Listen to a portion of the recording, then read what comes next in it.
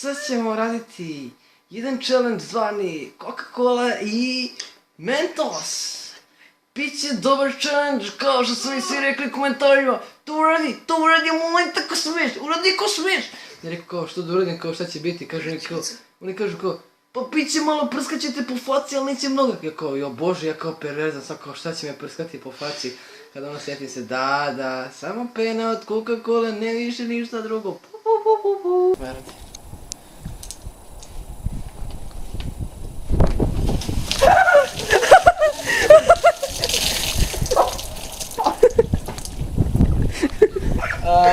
Pokušali smo da popijemo ovu kolu, rekli su mi da neće biti mnogo prskanja.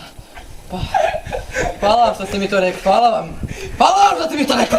Hvala vam svima što ste me gledali, što me podržavate u ovakvim poznim situacijama i ovako mi je danas teško nešto. Hvala što ste gledali ovaj klip, ovo je stvarno izuzetna stvar za mene, što ste me zeznuli pa sam mislio da će do malo samo da peni, a ono kad je uvatilo da roka kao vulkana eruptira. Ovako ljudi, sad bih pozdravio neke bližnje i neke daleke osobe koje poznajem u ovome realnom svijetu koji postoji samo u ovome planeti. Prva osoba koju pozdravljam je Miloš Đorđević. Druga osoba koju pozdravljam je Aleksa Mrđa. Treća osoba koju pozdravljam je Pera Rosić.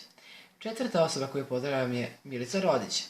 Peta osoba koju pozdravljam je Marko Šatev. Šesta, Nevena Bursać. Nevena Bursać je. Onda, sljedeća osoba koju pozdravljam Boris Majorski. Ili kako već, Majorski, da. Pozdrav za Aleksu Stankovića.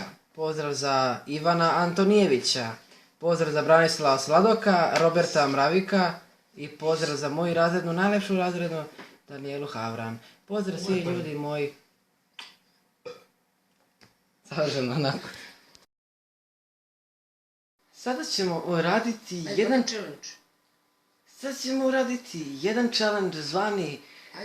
Ajde čuti, nemoj smarati, brate. Sad ćemo uraditi...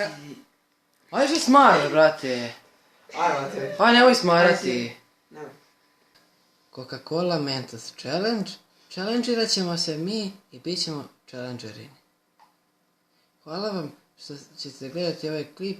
Mnogo mi to znači. Baš ste pravi papani. Hvala. Ajde, ovo je gasno, od početka o tebi. Što ste gledali ovaj klip, u buduće nemojte.